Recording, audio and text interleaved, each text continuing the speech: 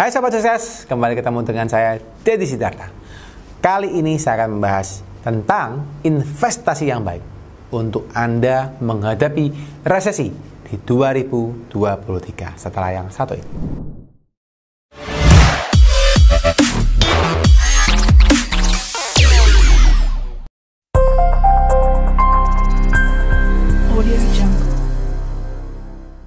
Oke guys, buat teman-teman topik resesi ini lagi hot ya. Buat teman-teman, saya yakin dan percaya teman-teman juga pada pusing ya. Bahkan teman saya juga banyak sharing dengan teman-teman yang lain juga, mereka worries ya. Gimana sih resesi 2023 ya? Apa sih yang harus dilakukan? Gimana sih dampaknya ya? By the way guys, semua orang bisanya hanya meramalkan. Ya, semua orang yang Anda tanya, termasuk saya pun pasti bisanya cuma meramalkan. Ya, tidak ada yang tahu pasti gimana yang akan terjadi di 2023 ya. Bisa jadi yes terjadi resesi, bisa jadi no ya. Bisa jadi di dunia terjadi resesi, di Indonesia belum tentu ya. Jadi tidak ada yang tahu. Tapi memang alangkah baiknya ketika kita tahu akan ada resesi, kita harus bersiap-siap ya. Tapi jangan membuat kepala Anda pusing guys ya. Kalau pusing bisa pecah gitu ya. Akhirnya Anda bisa mumet juga gitu ya. Pusing, pecah, stres gitu ya. Akhirnya Anda nggak bisa bekerja dengan baik. Oke. Nah sekarang apa yang harus Anda lakukan ketika Anda nantinya misalnya benar-benar terjadi resesi ya. Meskipun belum terjadi, boleh toh kita siap-siap dulu ya. Boleh toh kita preparing dulu ya. Tapi jangan dibuat stres ya. Nah jadi apa yang harus Anda lakukan dan kira-kira Anda bisa lari kemana untuk melakukan investasi ya. Nah so guys, yang pertama yang perlu sama-sama ketahui bahwa seberapa banyak Anda mendapatkan income tidak berarti seberapa banyak Anda menjadi kaya. Oke? Anda bisa menjadi lebih kaya daripada hari ini ketika Anda bisa menyimpan lebih banyak.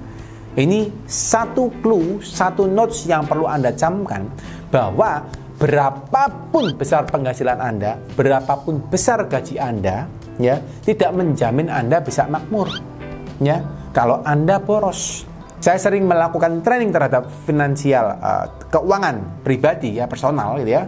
Baik untuk anak yang baru bekerja, Anda yang baru bekerja, atau orang yang sudah mencapai masa emas, ataupun orang yang mencapai masa pensiun ya.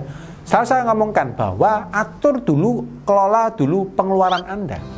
Karena pengeluaran Anda biasanya semakin besar gaji Anda, semakin besar juga pengeluaran Anda. Itu biasanya gitu. Ya. Orang punya gajinya gede bukan berarti dia gajinya tambah disimpan, enggak. Seringkali dia malah dikeluarkan ya. Maka saya waktu itu sempat ngobrol dengan istri saya ya. Kebetulan kami punya persepsi yang sama ya. Seberapapun besar penghasilan kita, di titik tertentu kita harus mempertahankan gaya hidup kita hanya seperti ini. Dan itu saya lakukan dengan istri. Saya bertahan gaya hidup saya seperti ini. Saya tidak mau menambah ya. Maka teman-teman kalau ketemu saya di luar, kadang-kadang mungkin nih ya, baju saya ya, bajunya ya tidak ada yang punya merek gitu ya. Kalau teman-teman lihat ya, jam tangan saya juga jam tangan yang bukan harus yang merek mahal ya, pokoknya cukup dipakai ya. Saya melihat banyak pengusaha kaya juga yang lakukan seperti itu ya. Mereka meskipun kaya raya punya uang triliunan, tapi ya juga jam tangannya mungkin harganya juga 2 juta, 3 juta ya, 5 juta paling seperti itu. Bukan jam yang mewah yang harganya miliaran, mungkin ada juga yang pakai miliaran, tapi tidak semua melakukan seperti itu. Jadi kita bertahan bahwa gaya hidup kita jangan ikutan naik. Ketika gajinya naik, penghasilan naik, gaya hidupnya kalau bisa sama ya. Ini yang perlu teman-teman perhatikan, bahwa jaga dulu gaya hidup Anda. Kalau Anda masih single guys, ya udah tambah harus lebih hemat ya. Cari cara-cara yang bisa lebih menghemat penghasilan Anda. Tabung lebih banyak ya. Goal pertama, nabung dulu lebih banyak. Oke, cari dulu, oh ternyata pengeluaran saya seperti ini ya. Satu langkah yang sering Anda lupakan biasanya adalah apa? Anda tidak pernah mencatat pengeluaran Anda buat apa saja. Akhirnya Anda nggak tahu Anda borosnya di mana. Oke?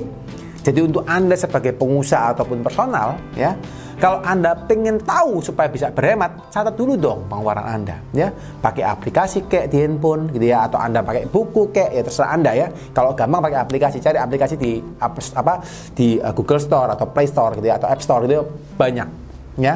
tinggal cari aja untuk yang bisa mencatat pengeluaran Anda atau pakai notes biasa gitu juga bisa ya. Nah, ketika Anda tahu pengeluaran Anda seperti apa, baru Anda bisa lakukan penghematan. Karena saya sering kali nemuin di lapangan yang orang itu borosnya untuk hal yang nggak penting guys ya. Percaya saya, Anda coba, banyak orang yang boros untuk hal yang nggak penting ya, bukan hal yang penting, halnya nggak penting, tapi itu kecil dikumpulkan besar guys ya. Itu yang pertama ya, yang Anda harus pikirkan. Nah, setelah Anda tahu, oke ya, Anda punya bisa nabung sekian, goal awal masukin dulu tabungan ya, masukin dulu di tabungan Anda ya, simpan dulu tabungan Anda. Nah, setelah Anda bisa simpan di tabungan, baru Anda pikirkan opsi-opsi apa saja yang bisa Anda pakai untuk investasi. Oke guys, sebentar ya. Ngomong saya agak cukup cepat ya, jadi terlalu nafsu ya.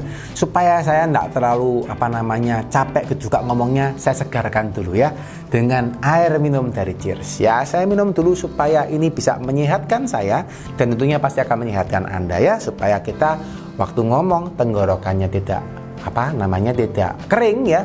Dan saya minum dulu air minum dari Cheers ya.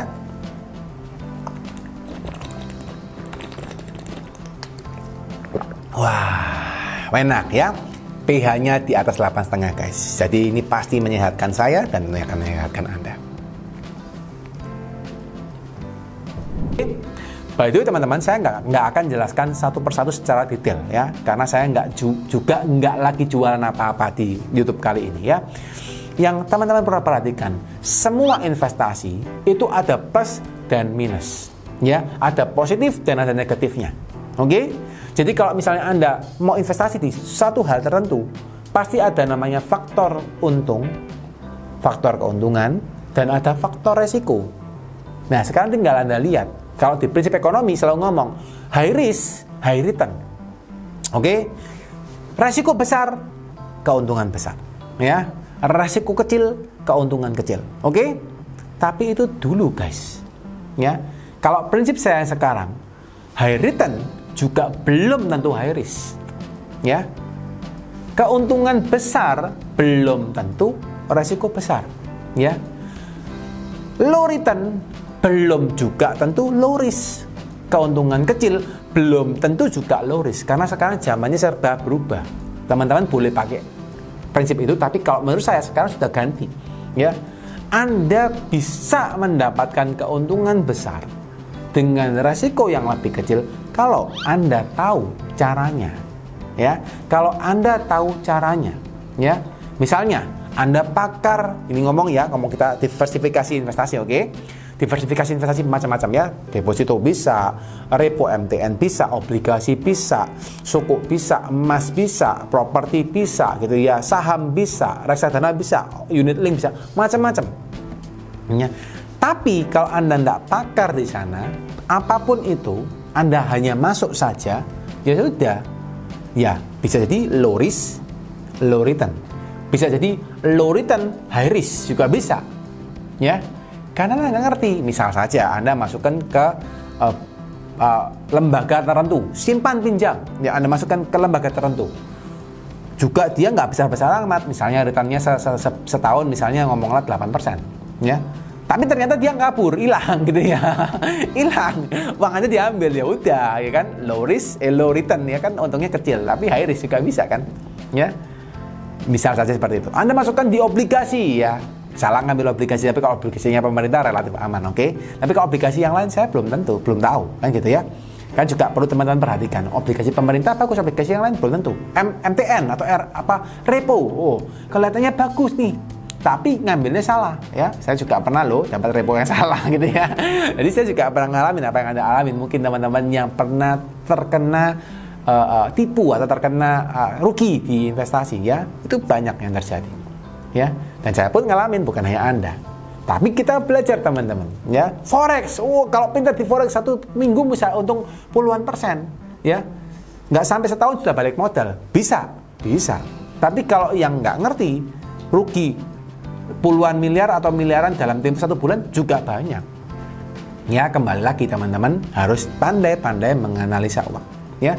Cuma kalau pribadi saya saat ini ya, saya sudah mencoba berbagai macam investasi ya. Menurut saya ya, investasi yang menurut saya sekarang bisa dikontrol dengan baik, meskipun banyak ya modelnya. Menurut saya yang bisa dikontrol dengan baik, menurut saya masih di daerah persahaman. Ya, menurut saya secara pribadi. Saya pernah belajar saham kurang lebih ada 5-7 tahun yang lalu ya. Belajar saham, ternyata saya melakukan pembelian saham dengan salah satu teknik tertentu. Ya, ini bukan salah teman-teman, benar. Tapi menurut saya belum the best. Oke? Akhirnya saya belajar lagi yang lain ya. Dan saya ketemu bahwa dalam tempo 2-3 tahun ini saya bisa untung ratusan persen dengan teknik yang ini. Ya. Nah, teknik ini adalah teknik apa? Teknik valuasi. Ya, ini sesuai dengan apa yang saya pelajarin ya.